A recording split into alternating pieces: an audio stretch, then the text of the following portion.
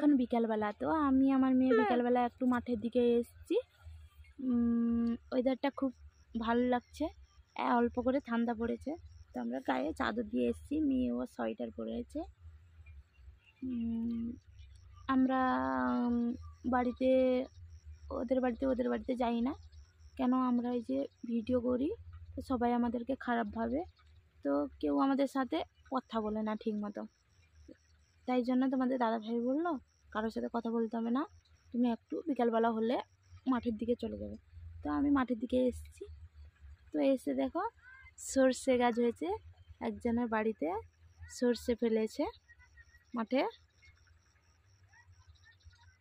তো তোমাদের দাদাভাই বাড়িতে নেই,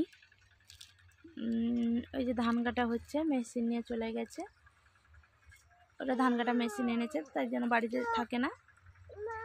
ওইদিকে মেশিন চলছে, কত সুন্দর গাছ হয়েছে দেখো। আমার মেয়ে তুলে দেখাচ্ছে চিকলি শাক।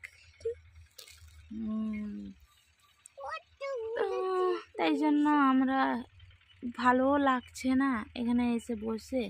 বাড়ির পাশে যদি কেউ কথা না বলে ভালো লাগবে? কথা না বললেও তুমি কি সবসময় যাচিয়ে কথা বলবে? তাই জন্য কথা বলি না। ভিডিও করা কি অপরাধ জানি না, ওদের ভালো লাগে না, তো আমি কি করবো। আমার ছেলেটাও সবাই মানে ছেলেও যায় না ওদের বাড়িতে, তবুও কি কালকে বিকালবেলা চলে গেছিলো, তো একজন বকেছে এই ছেলেটা শুধু ঘুরতে আসে, কেন আসবে আমাদের বাড়িতে।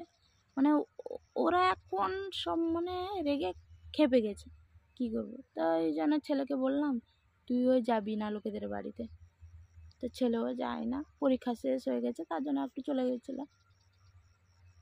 সবাই এখন আমাদেরকে নিয়ে অনেক ঠাট্টা করছে, হাসাহাসি করছে, ওরা কি ভিডিও করছে, ছি ছি, লজ্জা নেই, মুখে লজ্জা নেই, এসব ভিডিও করে ঘুরে বেড়াচ্ছে, সামনে বেরোচ্ছে, ভাল লাগে না।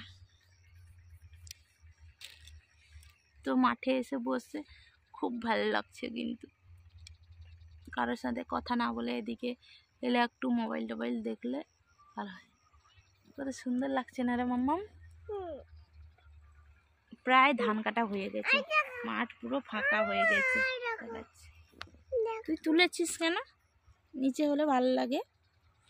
পুরো মাঠ ফাঁকা হয়ে গেছে, এক সপ্তাহে মাঠ পুরো ফাঁকা হয়ে গেছে।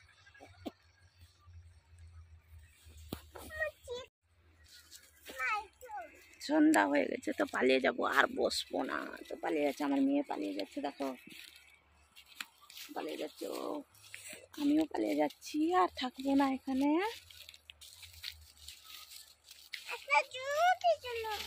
একটা যোগ উঠেছিল, পায়ে একটা যোগ বসে গেছিল, তো মাঠে প্রচুর যোগ হয়েছে। চলো চলো চলো চলো পালিয়ে চলো। তা মাঠে প্রচুর যোগ হয়েছে ওইদিকে, তো যোগ আছে তার জন্য পালিয়ে এসেছি, তো বাড়ি চলে যাবো এক্ষুনি।